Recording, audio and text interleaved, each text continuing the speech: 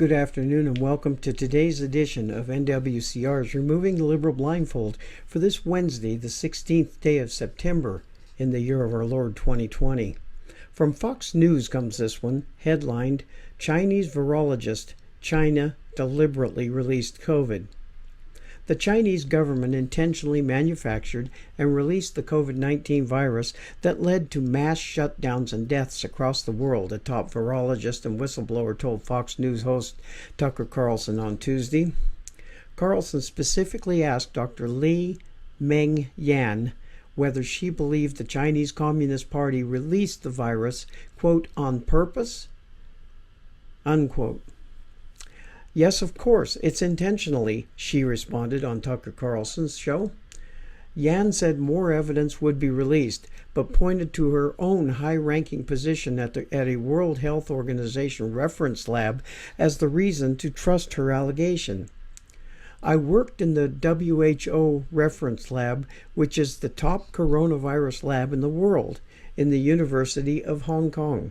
And the thing is, I get deeply into such investigation in secret from the early beginning of this outbreak. I had my intelligence because I also get my own unit network in China involved in the hospital. Also, I work on the top coronavirus virologist in the world, she said. So together with my experience, I can tell you this is created in the lab, and also it is spread to the world to make such damage. Fox News previously reported on Yan when she blew the whistle on China's alleged attempts to suppress information about its handling of the coronavirus. With a vast network of contacts in Chinese medical facilities, Yan attempted to gather more information about the virus as China blocked overseas experts from conducting research in the country.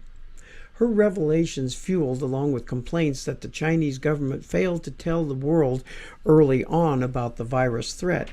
Specifically, she believes the Chinese government ignored research that could have saved lives. The State Department did not immediately respond to Fox News' request for comment.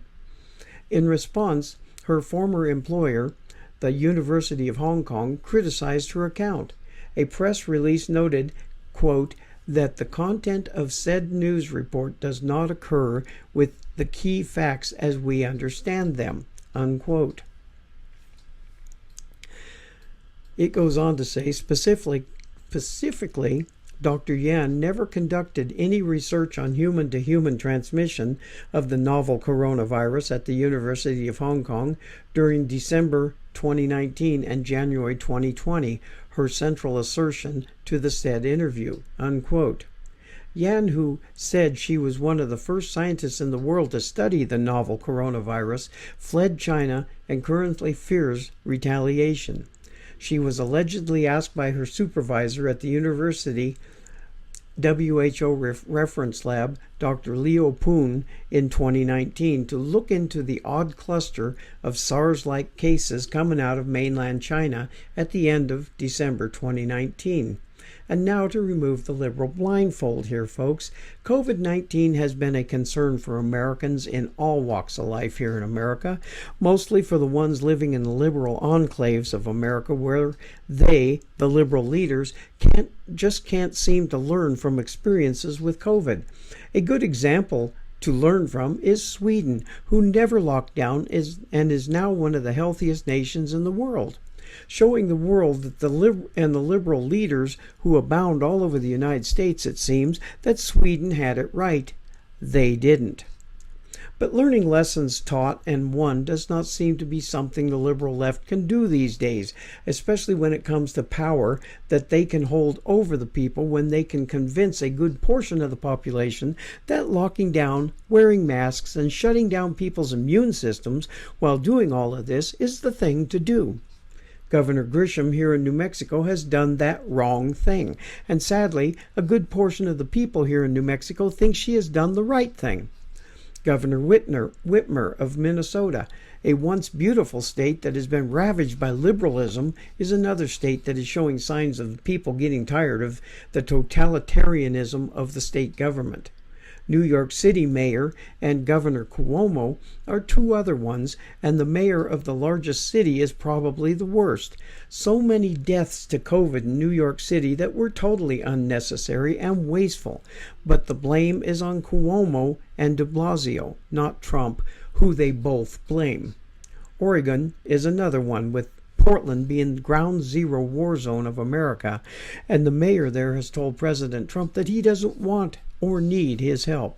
He can do it on his own. Yet last week the rioters and criminals in his streets attacked his condo and forced him out of his home. On that one I was happy to see that, but the mayor learned nothing from that. He still blames Trump and now global warming for the fires that are popping up in his state. And then there is California Governor Gavin Newsom, who has so many problems in his state, and the majority of them now are the fires that are blazing white hot because of the ways the government of California has taken care of their forests over the last 4 or 5 decades. They will just have to burn till they burn enough of the plentiful fuel to actually be put out. But coronavirus hit this state hard too, and of course, instead of taking the blame like a man, he blames Trump. Washington is another state whose liberal governor and legislature has caused fires and problems. In all 3 states, the governors are blaming not only Trump for their troubles, but global warming. If they would just get their heads out of their asses for a short time, they would realize what is going on. And it isn't global warming, let me guarantee you that. America is on fire, and only a strong leader who follows the laws and enforces those laws will stop what is going on. In this, I didn't even mention BLM or Antifa. Those terrorist groups are another thing that needs to be stopped, and soon. By prison or the gun, they have to be stopped. They are nothing more than criminals who deserve the rope or the prison cell. If that doesn't happen, when they die, God will deal with that rabble, and he won't flinch like the liberals in this nation are.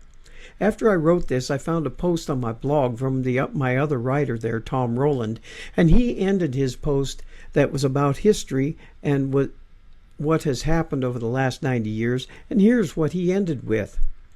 For me, 2020 has been one long 9/11, unfolding in horrifyingly slow motion, a malevolent nightmare from which we cannot seem to wake up. Islam may hate us, but it is the leftists who will destroy us. That is clear as day now. So for me today, it is not a time of remembrance. It is not a time of quiet resolution. It is a time of disgust heaped on top of agony and outrage. It is like looking up in the middle of a battle just in time to suddenly see a friend get his head blown off and then realizing I must do anything and everything I can to avenge his death. Now isn't that the truth? Thank you all for joining me today, and as a friend of mine used to always say, we will not be ruled, and we have to stop allowing this to be done, because that is what the left wants, to rule us. This is Robert the Infidel, and I'll see you all again tomorrow. And remember, NWCR's Removing the Liberal Blindfold is brought to you through Conservative Nation Media, where America always wins. Have a blessed day.